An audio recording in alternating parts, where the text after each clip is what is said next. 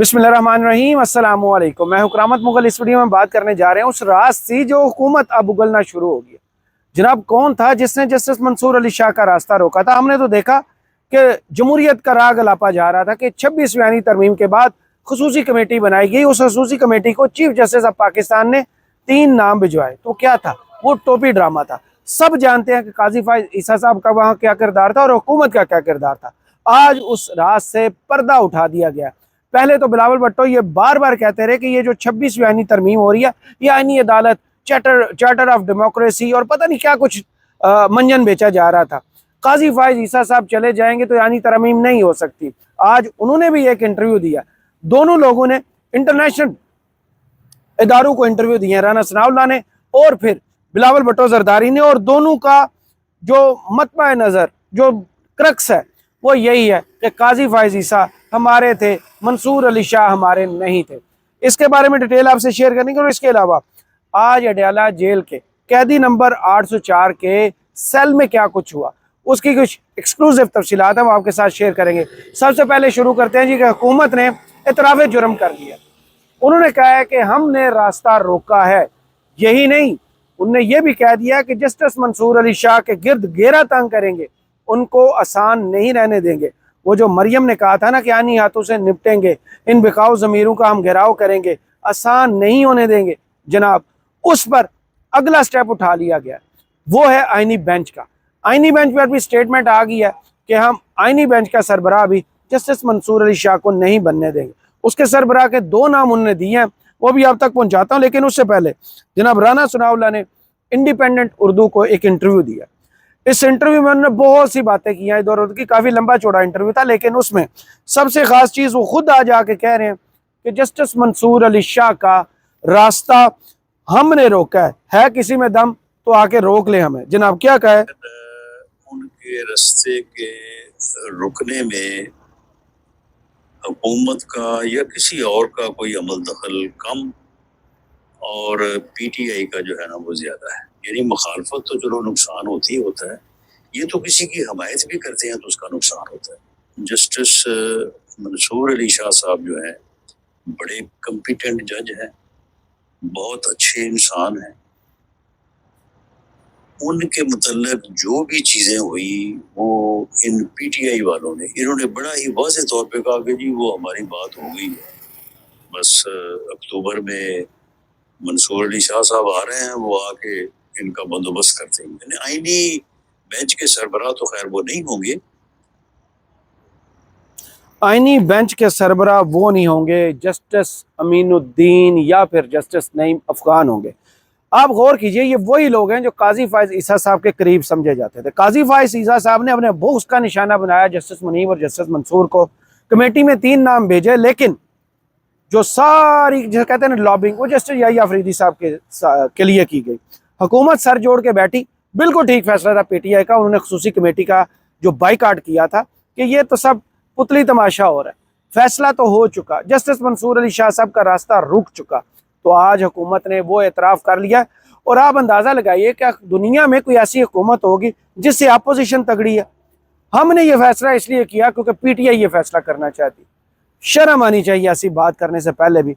आपके पास सारे वसाइल हैं, आपके पास ताकत का मंबा है, आपके सर पर दस्ते शफकत है, आपके पास फॉर्म 45 की बजाय फॉर्म 47 है, आपके पास बिलावल का साथ है, आपके पास जनाब मौलाना फजल रहमान के वोटर्स हैं।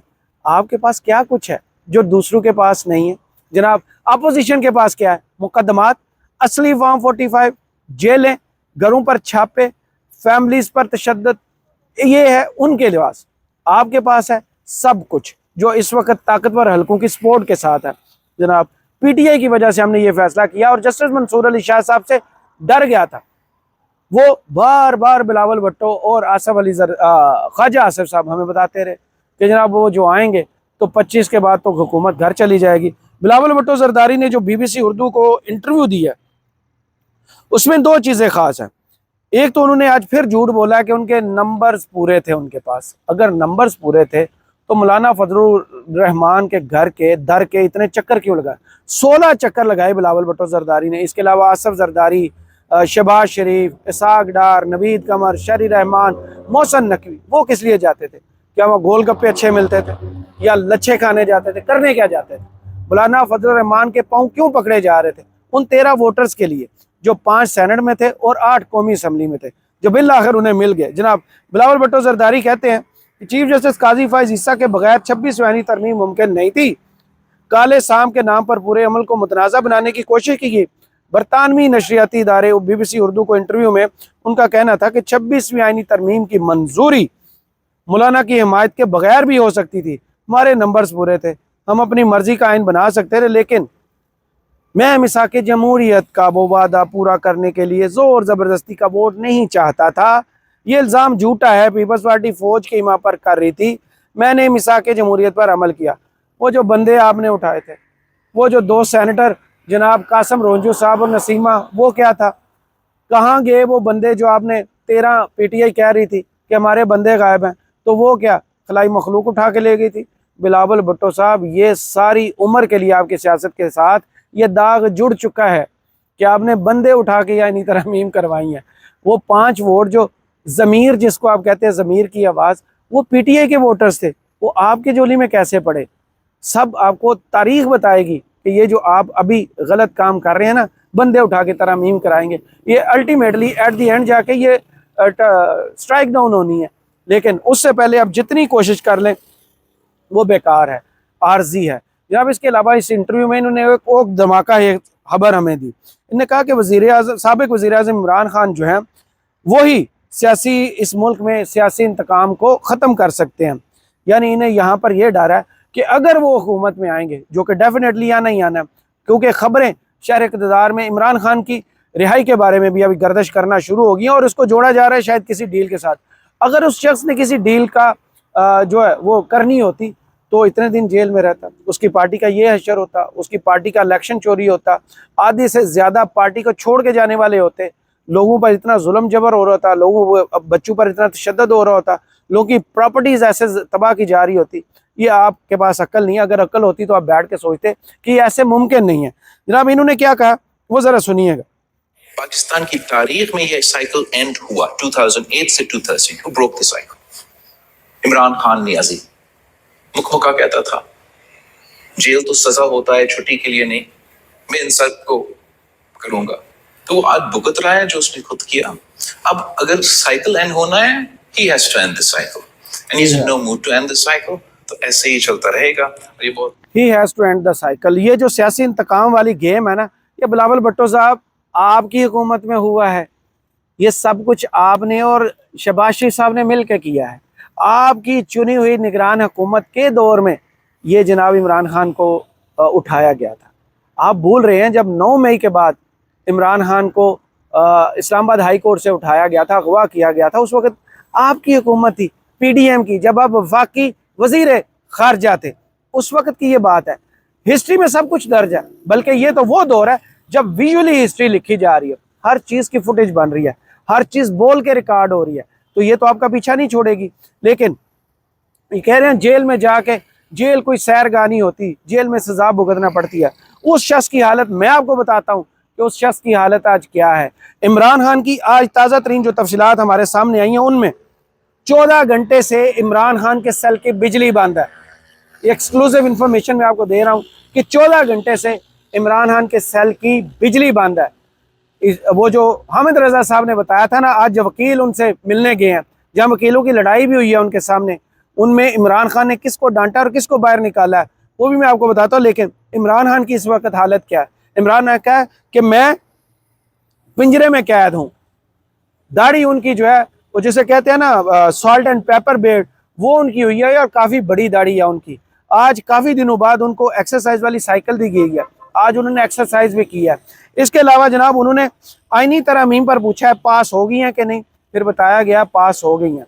उनसे जब पूछा गया कि आप जस्टिस याह्या अफरीदी साहब को चीफ जस्टिस मानते हैं और जस्टिस मंसूर अली शाह साहब जो हैं वो चीफ जस्टिस नहीं बन सके, तो इमरान खान ने अपने लॉयर्स को इसका जवाब नहीं दिया। इमरान खान ने यह कहा कि लोग मोटिवेटेड हैं, क्यों नहीं आप कुछ कर रहे, क्यों नहीं आप एहतजाज अपना रिकॉर्ड करवा रहे, लीडरशिप किधर गायब है? लीडरशिप क्या? उन्होंने कहा कि वो ज़रूर इसका जो है वो हिसाब लेंगे। इमरान खान की बिल्कुल इस वक्त वो हालत है जो आप AI जनरेटेड इमरान खान की तस्वीर देखते हैं ना दाढ़ी वाली, इमरान खान की दाढ़ी उतनी ही बड़ी हुई है जैसे AI आपको दिखा रही है। इमरान खान के सेल में आज एक और वाकया भी हुआ है। इमरान खान के सेल में जब नंबर टाँकने की बारी आई ना, वकील बैठे हुए थे, ये बैरिस्टर गौहर साहब, फैसल चौधरी साहब और सलमान अकबर राजा साहब, तो सलमान अकबर राजा और फैसल चौधरी की आपस में लड़ाई भी हुई है। जनाब, क्रेडिट लिया जा रहा था बुशरा बीबी की रिहाई का कि देखें मैंने ये किया, मैंने वो किया। आपको पता होगा, याद होगा कि आज इमरान खान के मेडिकल चेकअप वाली भी दरख्वास्त इस्लामाबाद हाई कोर्ट में, और दूसरा इमरान खान से मुलाकात वाली तौहीन अदालत की, वो दरख्वास्त फैसल चौधरी ने दायर की थी। फैसल चौधरी ने कहा ये दरख्वास्त मैंने इन पर्सन जाके दायर की है। PTI की लीगल टीम कहाँ थी? PTI के लोग कहाँ थे? लीडर्स कहाँ थे? क्यों नहीं इमरान खान की रिहाई के लिए वो कोशिश कर रहे? क्योंकि लीडर सारे अपने मजे ले रहे। ये सब आपको पता है कि कौन कौन सा ऐसा बंदा है जो इस वक्त इमरान खान के लिए सड़कों पर, कोर्ट्स में वैसे लड़ाई कर रहा है, और कौन है जो इस वक्त TV पर सिर्फ आपको नारे लगाते नजर आ रहे हैं। जनाब, उन्होंने कहा कि मैंने इन पर्सन जाके ये दरख्वास्त दी है, और आज एजाज इसाक साहब ने, आपको याद है, 3 बजे की डेडलाइन दी थी कि इमरान खान को कोर्ट में पेश करें, कोर्ट खाली करा दें, और एंड पे जाके इमरान खान की लीगल टीम को कोर्ट की तरफ से इजाज़त मिली कि लीगल टीम जाए और उनसे मुलाकात करे। इमरान खान ने जब ये बातें सुनी हैं और फिर जो उनकी हालत थी, वो बाहर आके फैसल चौधरी ने बयान भी किया, वो जरा सुनिएगा। रखा गया है बिल्कुल नाकाबिले बर्दाश्त है, और जिस तरह से उनके खिलाफ एक सोबतें मुसीबतें की गई हैं, ये नाकाबिले बयान भी है और नाकाबिले बर्दाश्त है। किन किन अमूर पर बातचीत हुई है आज? हम आपको ब्रीफिंग भी देते हैं उनकी सेहत, ब्रीफिंग भी देते हैं उनकी सेहत, और उसके बारे में सेहत उनकी बिल्कुल ठीक है, लेकिन उनकी लुक जो है वो चेंज हो चुकी है मुकम्मल तौर पर। इमरान खान अब नए लुक के साथ हैं, और मुझे लगता है कि ये जनरेटर के बाद बहुत से लोगों ने अब वो फैशन भी अडॉप्ट कर लेना। इसके बाद जनाब, वहाँ पर सबसे ज़्यादा जो डिस्कस चीज़ हो, इमरान खान ने खुशी का इजहार किया कि चलें देर आए दुरुस्त आए, बुशरा बीबी की रिहाई हो गई है। बुशरा बीबी की रिहाई में भी एक्सक्लूसिव इन्फॉर्मेशन आपको देता चलूँ। आज वो पेशावर पहुँच गई हैं। इस वक्त CM हाउस की एनेक्सी में उनका बंदोबस्त कर दिया गया है। कल वो शौकत खानम हॉस्पिटल जाएंगी, जहाँ अपना मेडिकल चेकअप कराएंगी। लेकिन इस सारे किरदार में आपको याद होगा, कल अदालत ने हुक्म जारी फरमाया था कि जाए ज़मानत मंजूर की जाती है, उन्हें रिहा किया जाता है। और रूबका के लिए जनाब हुमायूं दिलावर साहब और दूसरे जज साहब जो इंसाज दहशतगर्दी अदालत के, वो दोनों गायब हो गए। आज भी PTI के लायर्स उनको ढूंढते फिरे हैं, किसी तरीके से रूबकार जारी हो जाए, क्योंकि उन पर पहरा भी था भाइयों का। वो बचते बचाते इधर उधर घूमते रहे, जज उन्हें नहीं मिले। जनाब, रूबकार जारी कराई है मशल यूसुफ ज़ई ने। एक बंदे को मैं उनका नाम जानता हूँ, लेकिन बता नहीं सकता। उनके पास गई हैं, उनको जाके दिया 5,000 दिया, और रूबकार निकलवाई है। रूबकार निकलवा कर वो जेल गई हैं अकेले ही। उनके साथ कोई PTI की लीडरशिप नहीं थी। अकेले गाड़ी में वहाँ जाके उन्होंने रूबकार जमा कराई है, और बुशरा बीबी को रिहा करवा कर वो अकेले निकल के ले गई। PTI की क़यादत वहाँ भी गायब। PTI की क़यादत वहाँ गायब थी, किसी ने उनका इस्तकबाल नहीं किया। 1 घंटे के बाद वहाँ PTI की क़यादत पहुँची है। और हिसाब लगा लें, अगर बुशरा बीबी की रिहाई पर PTI की क़यादत इतनी खुश है जितनी आपको खबरें नज़र आ रही हैं, तो फिर आप सोच लें, जब तक अवाम को ये डायरेक्ट खबर नहीं पहुँचेगी, मीडिया के ज़रिए नहीं पहुँचाई जाएगी कि इमरान खान रिहा हो रहे हैं, बुशरा बीबी रिहा हुई है, तो आप खुद सोच लें फिर इस्तकबाल की कैसा होगा। बुशरा बीबी एक ही गाड़ी में गई हैं पहले बनीगाला, वहाँ से मीडिया को जो होता है ना, फेक न्यूज़ कह लें या डावर्जन न्यूज़ कह लें, वो दी गई कि वो लाहौर जा रही हैं। लाहौर में इसलिए नहीं गई क्योंकि PTI का प्लान था खबर चला देते हैं, ताकि अगर उन्हें दोबारा पकड़ा भी जाता है, गिरफ्तार भी किया जाता है या अगवा भी किया जाता है, तो लाहौर वाली साइड पे जो है वो फील्डिंग सेट होगी लाहौर में। और सबसे बड़ा खदशा ये था, अगर वो ज़मान पार्क में रहती हैं तो फिर वहाँ पे रूथलेस वज़ीर आला है, वो कोई ना कोई ऐसा झूठा केस डाल के इनको दोबारा गिरफ्तार करवा देंगे। तो PTI ने खबर दी कि वो लाहौर जा रही हैं, और सीधी पेशावर निकल गई हैं, और पेशावर खैर खैरियत से पहुँच भी गई हैं। और सबसे बड़ा सवाल ये छोड़ गई हैं, अगर उनका इस्तकबाल PTI की क़यादत ने ऐसे किया, तो फिर इमरान खान का इस्तकबाल वो कैसे करेंगे? ये एक बड़ा सवालिया निशान है। करामत मुगल को इस वीडियो से इजाज़त दीजिए, और कमेंट्स बॉक्स में ज़रूर बताइएगा वीडियो आपको कैसी लगी। अल्लाह हाफ़िज़।